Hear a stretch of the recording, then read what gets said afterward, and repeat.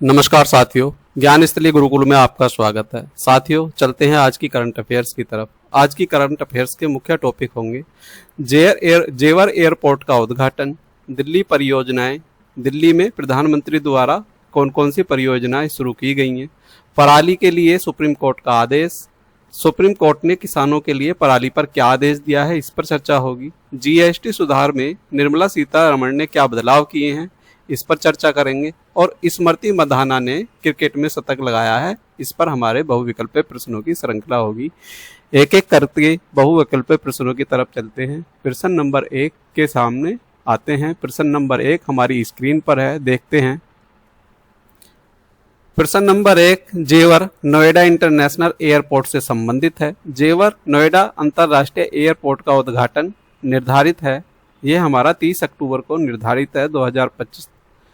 नागरिक उड्डयन मंत्री के अनुसार जेवर एयरपोर्ट का उद्घाटन 30 अक्टूबर 2025 का होगा और इसके लिए 45 दिन के अंदर वाणिज्यिक उड़ानें शुरू होंगी। अगले प्रश्न की तरफ चलते हैं।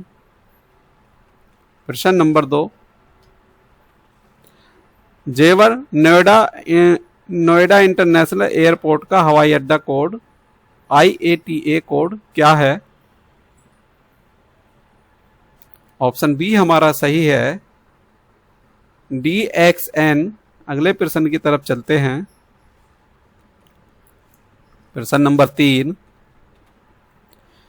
जेवर एयरपोर्ट के प्रथम चरण फेज 1 में कितने यात्रियों की वार्षिक क्षमता होगी? ऑप्शन बी हमारा सही है, 12 मिलियन होगी। अगला प्रश्न जेवर एयरपोर्ट का कुल विकास कितने चरणों में प्रस्तावित है?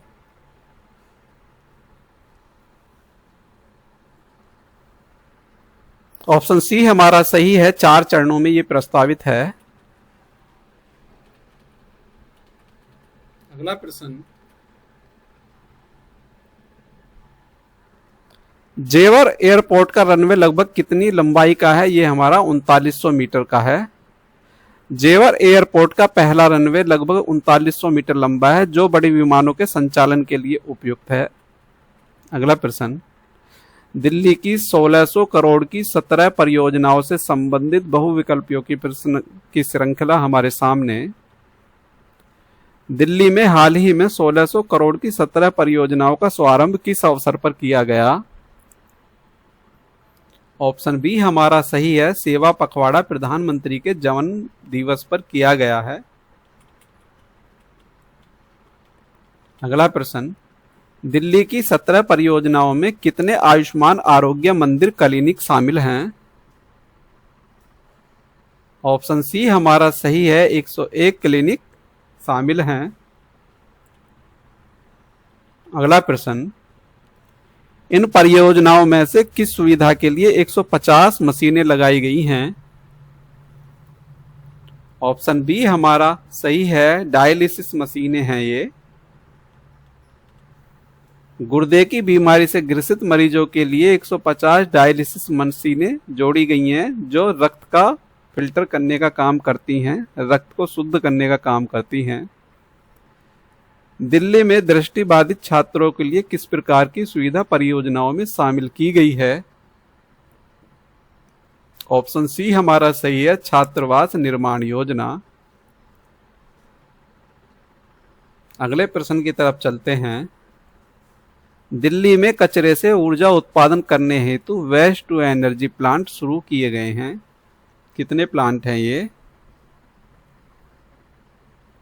ऑप्शन बी हमारा सही है, 2 प्लांट हैं। चलते हैं अगले प्रश्न की तरफ। एक प्लांट नलेला में है, एक प्लांट ओखला में है। अगले प्रश्न की तरफ 17 सितंबर 2025 को सुप्रीम कोर्ट का पराली जलाने संबंधी आदेश से हमारे प्रश्न है। प्रश्न नंबर 1 हमारा सामने है। 17 सितंबर 2025 को सुप्रीम कोर्ट ने पराली जलाने वाले किसानों के लिए क्या सुझाव दिया है? ऑप्शन सी हमारा सही है, कुछ किसानों को जेल भेजा जाए। अगला प्रश्न सुप्रीम कोर्ट ने कहा कि कुछ किसानों को जेल भेजने से डर का माहौल बनेगा और अन्य किसान पराली जलाने से बचेंगे। अगले प्रश्न की तरफ चलते हैं। सुप्रीम कोर्ट ने किस संस्था को वायु प्रदूषण नियंत्रण की ठोस योजना 3 हफ्ते में पेश करने का निर्देश दिया है? ऑप्शन बी हमारे सामने है, CAQM और CPCB। इसकी फुल फॉर्म आप नोट कर लेना, ये आपको एग्जाम में काम आ सकती है। अगले प्रश्न की तरफ चलते हैं। सुप्रीम कोर्ट ने किस प्रकार की रिक्तियां वैकेंसीज को 3 महीने में भरने का निर्देश दिया है? ऑप्शन बी हमारा सही है, प्रदूषण नियंत्रण बोर्ड से संबंधित है ये। सुप्रीम कोर्ट ने कहा कि CAQM, CPCB और राज्य प्रदूषण नियंत्रण बोर्ड पंजाब, हरियाणा, यूपी आदि में खाली पदों को जल्द से जल्द भरा जाए। अगला प्रश्न हमारे सामने। सुप्रीम कोर्ट ने पराली जलाने पर किसानों को पूरी तरह क्यों बरी करने की बात कही है? क्यों बरी न करने की बात कही है?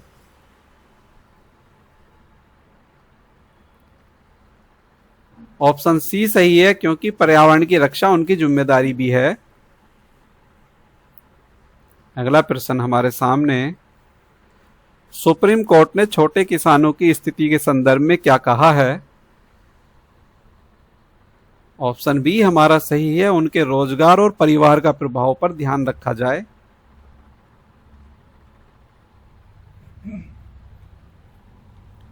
अब ईवीएम से संबंधित कुछ प्रश्नों की श्रृंखला हमारे सामने है। ईवीएम पर फोटो से संबंधित हाल ही के बदलाव क्या हैं, इससे लेकर हमारे बहुविकल्पीय प्रश्न हमारे सामने। पहला प्रश्न यहां से, चुनाव आयोग ने किस चुनाव में ईवीएम बैलेट पेपर व उम्मीदवारों की रंगीन फोटो लगाना अनिवार्य किया है?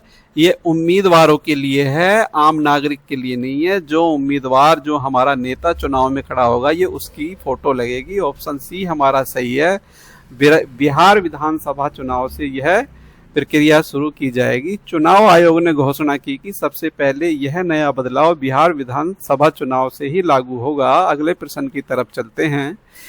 ईवीएम बैलेट पेपर पर उम्मीदवार की फोटो का कितना हिस्सा उनके चेहरे फेस को कवर करेगा? प्रश्न नंबर 2। ऑप्शन बी हमारा सही है, 3/3 हिस्सा, 3 या चौथाई, 75% आपका 3/4। अगले प्रश्न की तरफ चलते हैं। ईवीएम बैलेट पेपर पर नामों को किस प्रकार छापा जाएगा? ऑप्शन सी हमारा सही है, एक ही फॉन्ट और एक ही साइज में छापा जाएगा। अगला प्रश्न नंबर 4 हमारे सामने है। ईवीएम बैलेट पेपर पर उम्मीदवारों के नाम किस फॉन्ट साइज में प्रिंट होगा? ऑप्शन सी हमारा सही है, 30 पॉइंट में होगा ये। अगले प्रश्न की तरफ चलते हैं। ईवीएम बैलेट पेपर पर फोटो और नामों को लेकर बदलाव किस नियम के तहत किए गए हैं? ऑप्शन बी हमारा सही है। चलते हैं अगले प्रश्न की तरफ।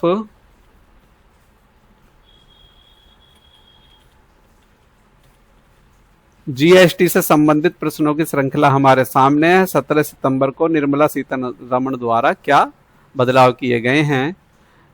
17 सितंबर 2025 को घोषित नए जीएसटी सुधारों के तहत मुख्यतः कितने जीएसटी स्लैब रह गए हैं? अब केवल 2 रह गए हैं। इसके बारे में सामान्य व्याख्या पढ़ते हैं। पहले 4 स्लैब 5%, 12%, 18 और 28% थे, जिन्हें घटाकर अब केवल 2 मुख्य स्लैब 5% और 18% कर दिए हैं। लग्जरी व सीन गुड्स पर विशेष टैक्स होगा। अगले प्रश्न की तरफ चलते हैं। आम आदमी को इसमें लाभ मिलने की पूरी उम्मीद है। आम आदमी को इस टैक्स से राहत मिलेगी। अगला प्रश्न, नए जीएसटी सुधारों के लागू होने की तिथि क्या है? ऑप्शन सी हमारा सही है, 22 सितंबर 2025 से ये लागू हो जाएंगे। अगला प्रश्न, जीएसटी सुधारों से सरकार का मुख्य उद्देश्य क्या है? उपभोक्ता खर्च बढ़ाना और महंगाई पर नियंत्रण करना, ये हमारा मुख्य उद्देश्य है। इन सुधारों का मकसद आम जनता के हाथ से अधिक नकदी लाना, खपत कंजप्शन बढ़ाना और महंगाई पर लगाम लगाना है। अगले प्रश्न की तरफ चलते हैं। अगला प्रश्न, नए जीएसटी सुधारों से लगभग कितनी राशि अर्थव्यवस्था में प्रभावित होने की उम्मीद है?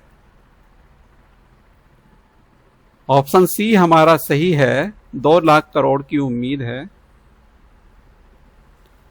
वित्त मंत्री के अनुसार इन सुधारों से करीब 2 लाख करोड़ लोगों और बाजार में लौटेंगे, जिससे अर्थव्यवस्था में नकदी प्रवाह बढ़ेगा। 2 लाख करोड़ लोग बाजार में लौटने की उम्मीद है। अगले प्रश्न की तरफ चलते हैं। निम्न में से किस क्षेत्र को नए जीएसटी सुधारों से विशेष राहत मिली है? स्वास्थ्य सेवाएं और जीवन रक्षक दवाओं को खास तौर पर राहत मिली है। दवाओं के लिए नया मानक तैयार किया है। जो हमारी दवाइयों पर एमआरपी होता है वह भी हमें सही तरह से लिखना होगा, अनाप शनाप नहीं लिख सकते।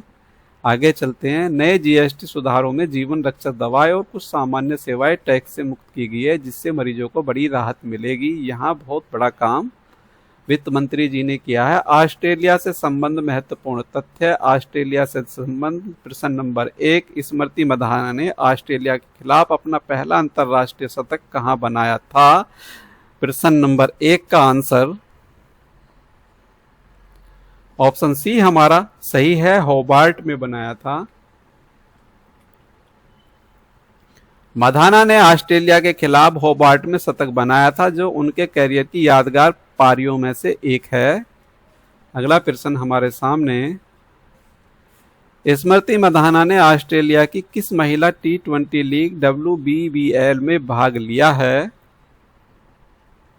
ऑप्शन बी हमारा सही है, वुमेन्स बिग बैश लगेज में भाग लिया है। अगले प्रश्न की तरफ चलते हैं।